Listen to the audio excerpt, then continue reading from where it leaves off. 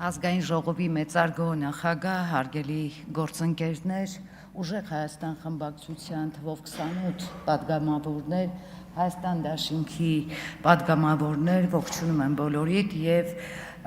ուզում եմ ասել, որ 1.5 շաբաթ գրեթե տևած նիստերի ընթացքում ինձ համար առանձնացրել եմ մի քանի բան։ Պարոն Քոչարյան, ամենայն հարգանքով ձեր նկատմամբ, որովհետև ես նիստերի դահլիճում ձեզ այս 9-րդ գումարման ազգային ժողովի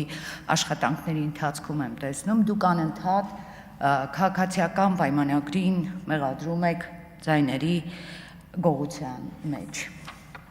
Տիկին Խամոյանը այսօր մի քիչ ավելի հեռուն գնաց եւ մեզ մեղադրեց ոչ լեգիտիմ լինելու մեջ։ Ուզում եմ ձեզ խնդրել, որ եթե այստեղ կան երիտասարդ պատգամավորներ, ես այդքան էլ երիտասարդ չեմ։ Եվ 1998 թվականին, երբ տեղի էին ունենում Հայաստանի Հանրապետության այն նախագահի ընտրությունները, ով խախտելով Հայաստանի Հանրապետության սահմանադրությունը,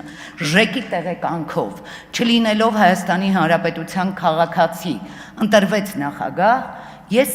ընտրական հանձնաժողովի քարտուղար էի։ Եվ ուզում եմ իմ գործընկերներին պատմել, թե ես ինչի միջով եմ անցել,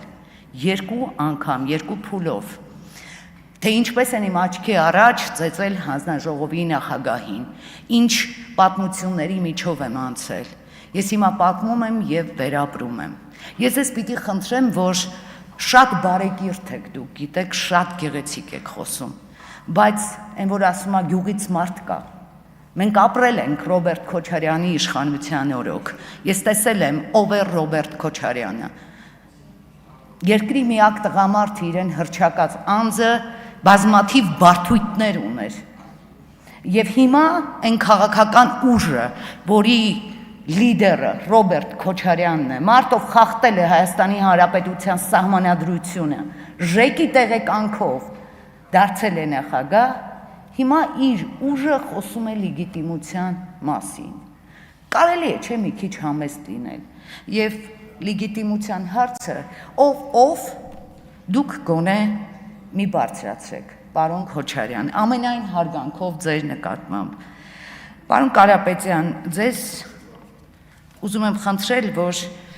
երբ որ նշել էիք, որ Էդգար Ղազարյանը չափավոր ազատություն ունի, դուք իրեն, անձամբ դուք իրեն չափավոր ազատություն եք տվել, դա ձեր հարցազրույցից մի հատված է, ուզում եմ ասել, որ ազատությունն ամենաթողությունը և դաստիարակության պակասը չէ։ Ես էստեղ այսօր վարվեցի այնպես, ինչպես ինքն է վարվում։ Ես իրեն չեմ նկատում, ու գիտեք ինչու, որովհետև իմ զոհված ազատամարտիկների, զոհված զինվորների, իմ ընկեր ծնողները ինձ ամեն օր գրում են ձեր թիմակից ընկերոջ մասին, և այդ մարդիկ շատ հայտնի մարդիկ են։ Այդ մարդիկ գրում են, որ դուք, պարոն Կարապետյան, պատասխանատու եք իր համար։ Եվ քանի դեռ, այսինքն իրենք իր ներողությունը չեն էլ ակնկալում, որովհետև այլևս իր ներողության կարիքը չկա, մարդը այսօր այստեղ հող էր նախապատրաստում իր ասածը հիմնավորելու համար, և դա խոսում է իր բարոյական արժեքների մասին։ Գուցե դուք մի քիչ իր ազատության սահմանները կրճատեք, երևի մտածելու բան ունեք։ Ես ուզում եմ նաև խոսքս հղել ձեզ, պարոն Վարդևանյան, երբ որ դուք